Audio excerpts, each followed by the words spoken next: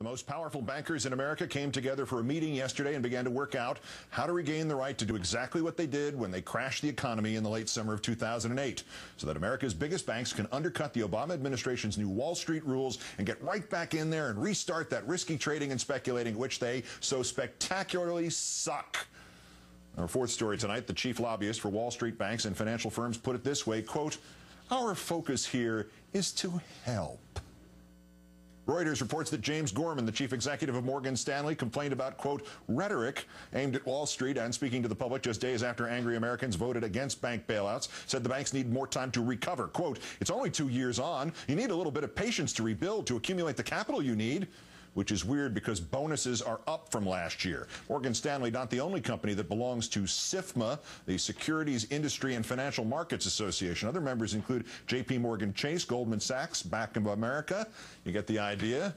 So what is it that SIFMA wants to help with?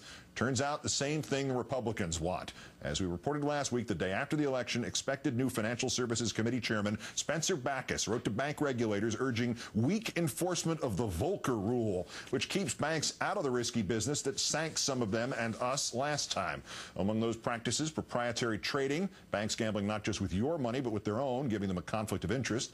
SIFMA, too, is very interested in the Volcker Rule's effect on proprietary trading. Here's the full quote from SIFMA President Tim Ryan. "Our focus here is to help Treasury determine what qualifies as proprietary trading."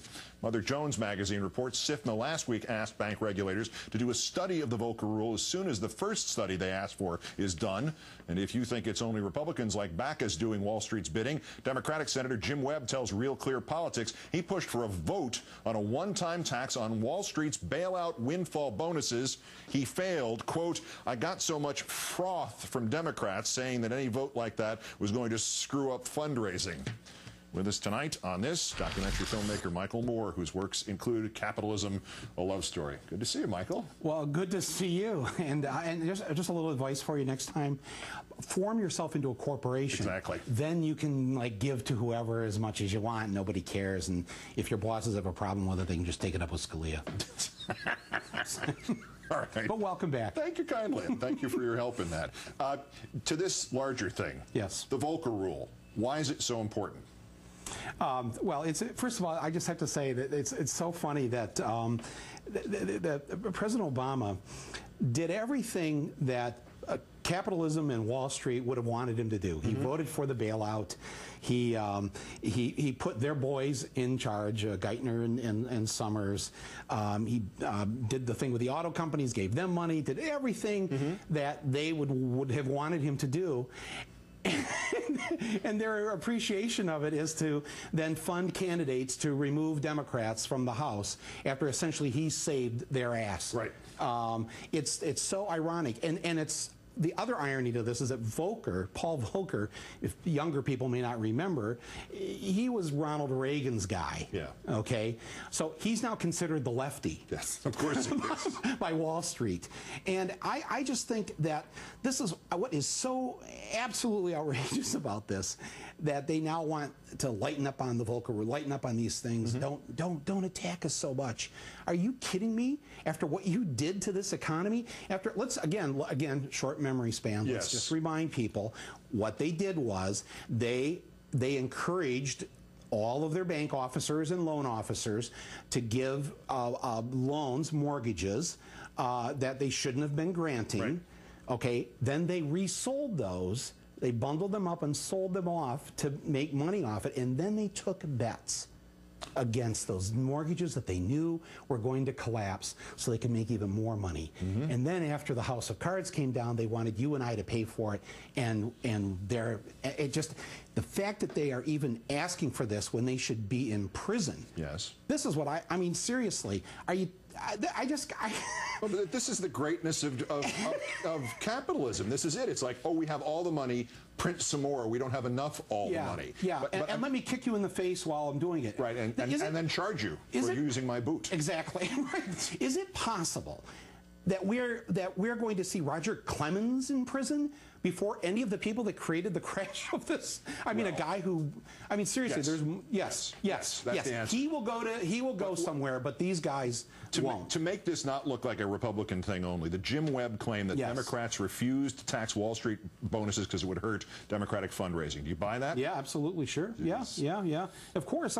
Well, I mean, President Obama's #1 private contributor were the PACs and the people connected to Goldman Sachs. Yep. I mean, that's just the fact, and so that's why I think he was very much in their corner. He was very much willing to carry the water for them, so to speak, and he got rewarded with that last Tuesday. I hope he comes back from this now and he just goes, okay, that's enough, boys. Enough. We're going to take you on now. All right. Finally, later on, we're going to go through what's been missed in the Bush autobiography, but you're in it. You want a chance to respond to what he's got you in there? His craziness. Well, first of all, great to see President Bush back. You know, it's again the short attention span. We miss it. We actually needed him a couple weeks ago to remind ourselves who was responsible for these 2 wars, who was responsible for this crash on Wall Street, who created this mess that our grandchildren will be cleaning up. Nice to see him back. I wish that NBC itself had a little more balance and a little more. I'm just not that I'm taking this personally, but I mean, what he trashes me in his book, and he makes a reference between Osama bin Laden and myself. I mean, that just shows how insane and crazy these Republicans are and have gotten. You know, I mean, I made a film. This is what upset him. I made a film, and I showed how he sat there for 7 minutes after he was told the nation is under attack. And then he just sits there reading My Pet Goat. He needed to know how it turned out. And the other things I pointed out in the film in terms of his connections to how this war happened and how he and Halliburton and the others were going to make money from it.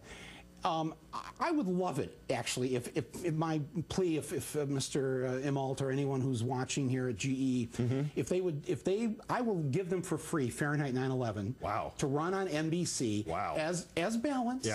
To all this publicity that they've been giving President Bush this week and his answers about how, you know, the worst thing that happened to him was Kanye West and all these. I hope we never forget what this man did. Parents tonight, thousands of them, sit at home, their children no longer with them because of a war that was essentially a lie. So that's my answer to Mr. Bush. A hell of an answer it is. Michael Moore, it's a pleasure to have you back. Thank you kindly. It's nice that you're still here. Please don't leave. Good to see you, my friend. Wish I were in the book.